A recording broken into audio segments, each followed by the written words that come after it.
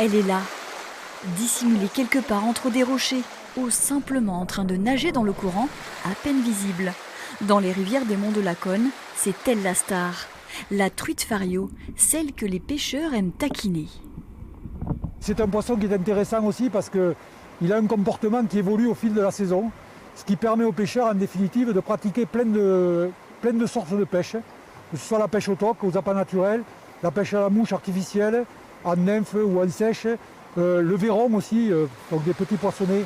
Juste avant l'ouverture de la pêche à la truite, les associations avaient pour habitude de déverser des kilos de poissons. 1 tonne il y a 10 ans dans le canton de Murat-sur-Vèbre.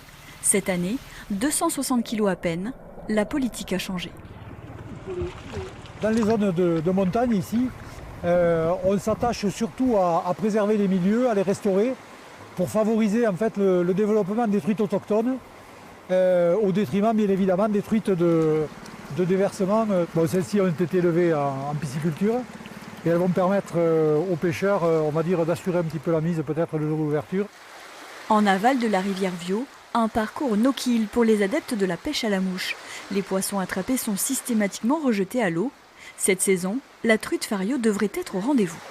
On a eu un début et une fin d'hiver relativement arrosés, ce qui fait que l'eau a amené en quantité la nourriture des truites et donc les truites se seront bien développées.